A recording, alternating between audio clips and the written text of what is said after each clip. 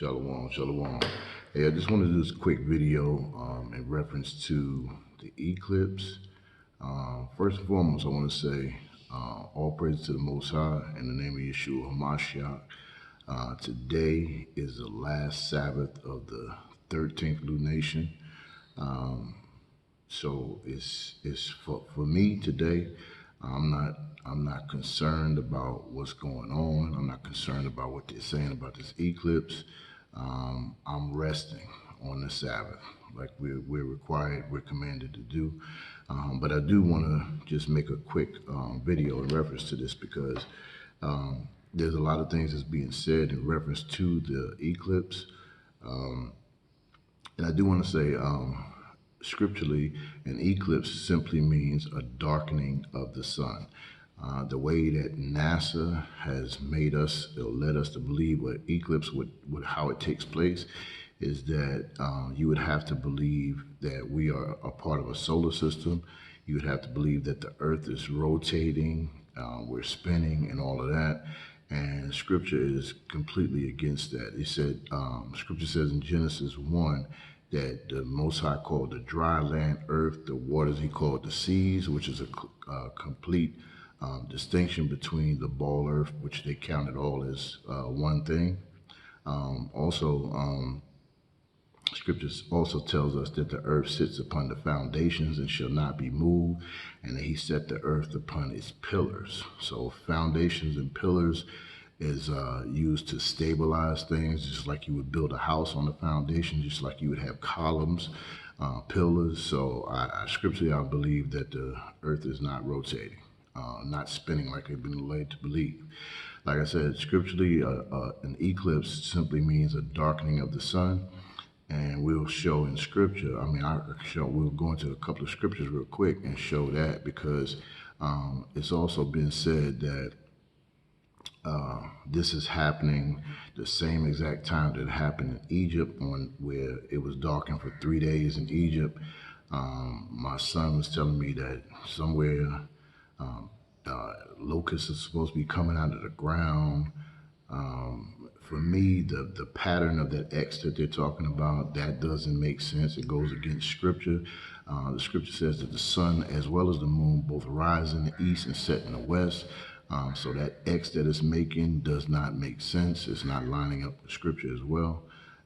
So for Israel, we just have to be mindful. The Bible tells us to watch and pray. So we need to just watch and pray. You got a lot of people prophesying or prophesying in reference to this eclipse. I'm not on here prophesying anything. What I do is when I hear something, I simply go to the scripture and line it up with the word. The word is my measuring stick. Like I said, I just want to look at 3 accounts real quick. The locusts, to see if we should expect some locusts to black out the sun today, or if we should expect 3 nights of darkness as well, because I think the eclipse is going to last a whole 4 to 6 minutes or whatever it is. So there's a lot of stuff that needs to take place within that time. As far as some people account it as the return of Hamashiach. I don't see that either. That's not lining up with scripture. We're not in a millennial reign. So, like I said, we have to hear things, but we need to measure and line it up with the scripture. So I just want to go into scripture real quick. This is in reference to the locusts, and this is Exodus chapter 10. I'll start at verse 3, and it says, "And Moses and Aaron," and this is during the plagues of Egypt. So this is, to get it in context, this is what this is talking about. It says, "And Moses and Aaron came unto Pharaoh and said unto him, Thus saith Yahuwah Elohim of the Hebrews, How long wilt thou refuse to humble thyself before me? Let my people go, that they may serve me.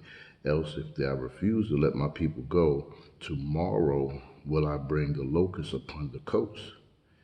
And it says, "And the locusts, and they shall cover the face of the earth, that one cannot be able to see the earth, and that they shall eat the residue of that which is escaped, which remaineth from remaineth unto you from the hail, and shall eat every tree which groweth the fruit of the field.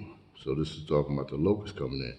So it says that there's going to be so many locusts that's going to cover the face of the earth, right? And it also says tomorrow. So this is just a side note. It's saying tomorrow.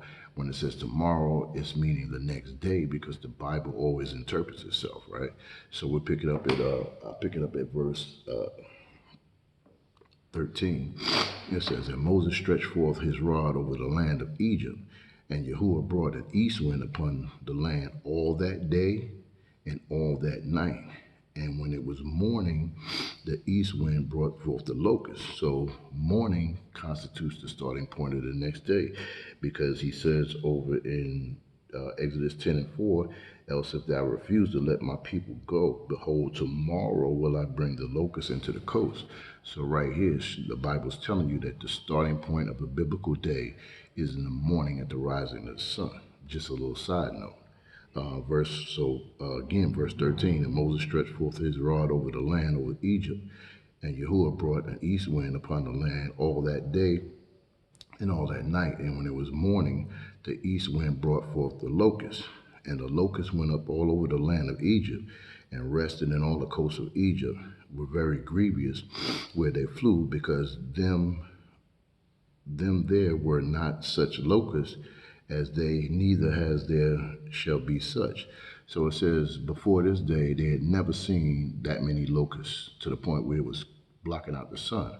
So it says right here, neither after them shall be such. So right here, those that are saying that the locusts gonna come out the ground and block out the sun, that's not what the scripture's saying. It's saying from that day you ain't never seen it before, and you won't see a day like that again. Right? Verse 15 says, they covered the face of the earth, the whole earth, and the land was darkened. And they did eat every herb of the land and all the fruit of the trees which they had held and left. And there remained not any green thing in the trees or in the herbs of the field throughout all the land. Verse 19, I'll drop down to there. It says, and Yahuwah turned a mighty strong west wind, which took away the locusts and cast them into the Red Sea. And there remained not one locust in all the coast. So I would have to conclude that the locust is not going to come upon the earth like people are some are saying, right? So while we're here in Exodus 10, let's go into that, because some people are saying that that this eclipse is going to be 3 days of darkness. They're telling you to stock up, get your food up, your water up, and all of that. And they're saying it's the same exact day. So that would mean we would have to be able to read in scripture that April 8th is when this took place in Egypt. And you don't read anything about April, May, and all that. These are all pagan names. So even if they said it happened on this day, then we would have to read in scripture that at least it said that it happened on the 8th day. You can see how they would correlate that together. And we're going to see that that's not the case either. So we'll pick that up at verse 21, Exodus 10:21. It says, and Yahuwah said unto Moses, stretch out thy hand towards heaven, and there may be darkness over the land of Egypt, even darkness which may be felt. So it's talking about darkness, and it says darkness that may be felt, because you have to understand that darkness is a physical darkness, but when it says darkness that may be felt, that's talking about darkness is a spirit. When you go into the book of Enoch, it tells you that darkness is a spirit. So when it says be felt, darkness is a spirit of gloom, a spirit of despair, a spirit of distress, make you feel down and out. So this is what it says. It says that darkness over the land of Egypt, even darkness which may be felt. So when it says that, that's what that's talking about. So it says, and Moses stretched forth his hand, verse 22, and Moses stretched forth his hand towards heaven, and there was thick darkness, even thick darkness in the land of Egypt 3 days. And they saw not one another, neither rose any from his place 3 days. So they said it was so thick and so dark that nobody left their house for 3 days. But it goes on to say, but all the children of Israel had light in their dwellings. So even though it was darkness for 3 days and thick darkness, and they couldn't see. It's saying that Israel had light in their dwellings, right? Let me get a precept real quick. 1 Thessalonians 5:5, because it said even that Israel had light in their dwelling. It was not affected by what was taking place. So we have to be, even in this present time, we serve an Lord who changes not. He's the same yesterday, today, and forevermore. So regardless of what's going on, what's being said, we have to continue to look unto the hill which cometh our help, knowing that our help comes from above. So when it says that it was 3 days of darkness, but it says Israel had light in their dwellings. 1 Thessalonians 5:5 says, "Ye are all children of the light and children of the day. We are not of the night nor of the darkness." So we're not of the night or the darkness, right? We're children of the light and children of the day. So like the scripture says, let your light so shine among men that your Father which is in the Shamayim might be glorified. So we can't be worried about what they're talking about. We got to trust in the word of the Most High. We got to look to Him, and He is our comfort. He is our protector. He is our present help in the time of trouble. So even if something were to take place, we have to be making sure that we're still trusting in the Most High, regardless of what, right?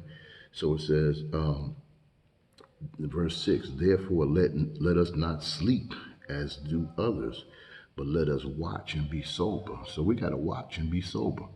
Watch, pay attention, see what's going on, but we can't be moved by what the world is talking about. We can't be moved by what they're saying, right?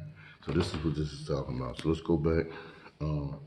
So the other account is, like I said, they say that the sun is darkened by the moon. And if you do a search on that, there's absolutely no scripture that ever says that the sun is darkened by the moon. In fact, whenever you see the sun is saying that the sun is darkened, it says that the sun shall be darkened and the moon shall not give her light. So either of the two. Then the other thing is, if Genesis says that the Most High made two great lights, the greater light to rule the day, the lesser to rule the night, then the moon cannot blacken out the sun. The moon cannot make the sun not shine.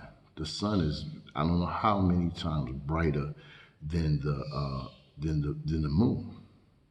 Even when the moon is out during the daytime, as it's building up to the full moon, it still does not shine out. The sun is still outshining the moon. So the lesser light can't block out the sun. So that doesn't make any sense. And then we'll see too also that on a full moon, the sun and the moon, according to Enoch, is on polar opposites, meaning that the sun is setting in the west and the moon is rising in the east. So they're on polar opposites. So you never see the sun, the full moon, in the same vicinity as the sun. It's on polar opposites. So the sun, and like I said, you do a simple search, you're not going to ever find a scripture that says that the sun is blocked out by the moon. There's one scripture that says that the Most High used the clouds to block it out, but never the moon. So let me go on to that scripture real quick. Mark 15. And I'm just doing this real quick. Mark 15:1. And it says that this is in reference to the crucifixion of Hamashiach.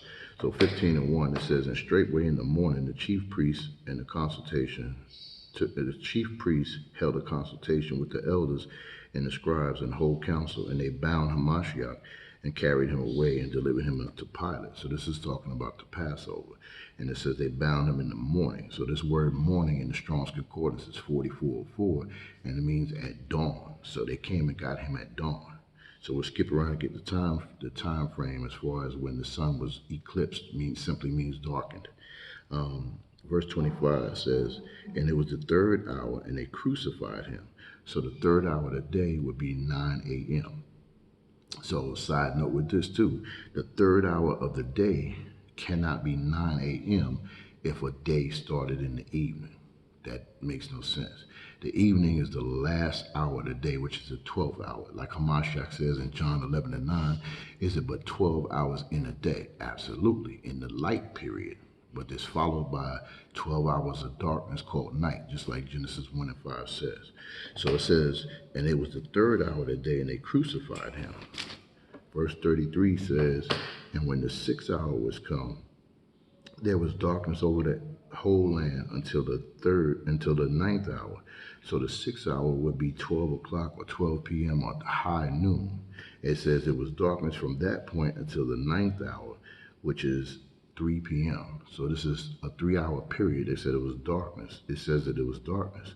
And so right here, even with this is the closest scripture that they could possibly use to say that the full moon blocks it out. But even with this, that's not the case.